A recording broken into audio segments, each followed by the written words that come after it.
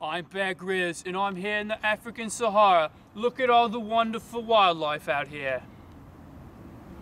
Well, look over there at the majestic lion of Africa. Moo.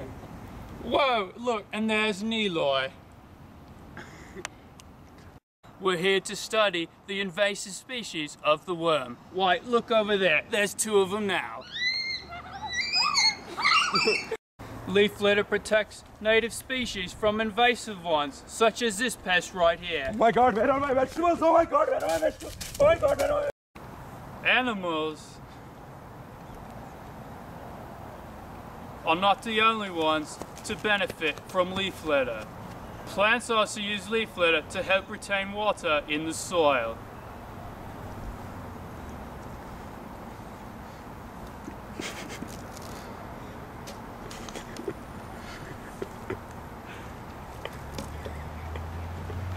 An abiotic factor that occurs when an invasive worm eats all the leaf litter is that the severity of forest fires are decreased. No fire! No fire! When there is a lot of leaf litter, there's a greater chance of there being a forest fire. Fire! Another abiotic factor occurs when an invasive species of worm eats all the leaf litter is an increased amount in soil erosion. One type of soil erosion is wind erosion.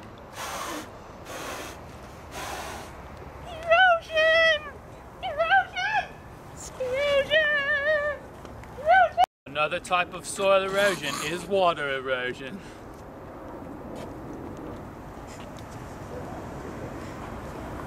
Erosion!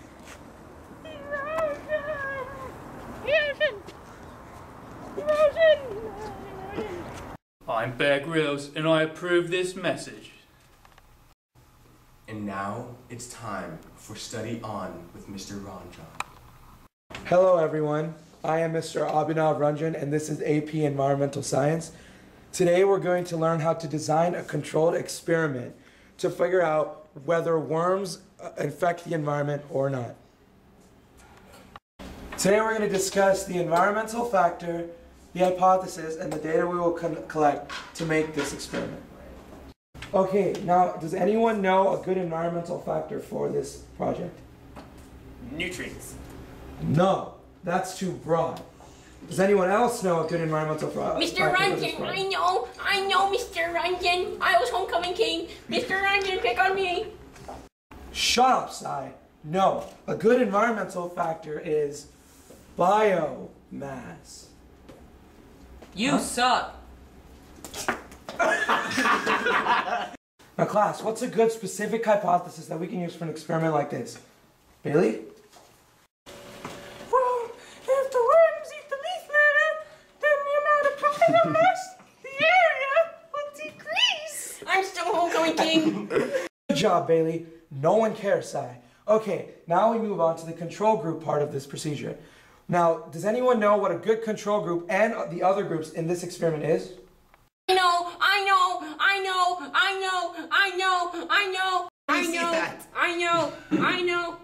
know. More. We are going to have two groups. The control group will not have any worm species, and the others group will have worm species. We will test the biomass at the end of both.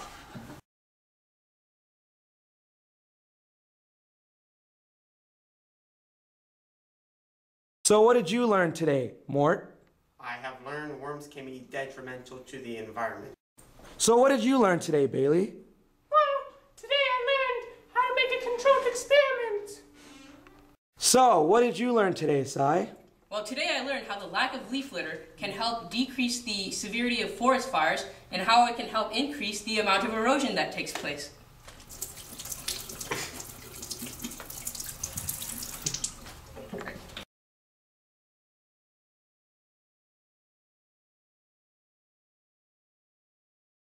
Go. Okay, now what is a good hypothesis for an experiment like this? Bailey. Alright class, now what is a good specific hypothesis that we could use for an experiment like this? Now class, what's a good specific hypothesis that we can use for an experiment like this? Now class, what's a good hypothesis that we can use for an experiment like this? Bailey. Well, Now class, what's a good specific hypothesis that we can use for an experiment like this? Bailey? well, if all the worms... Well, if all the worms eat the leaf litter, then the amount of biomass...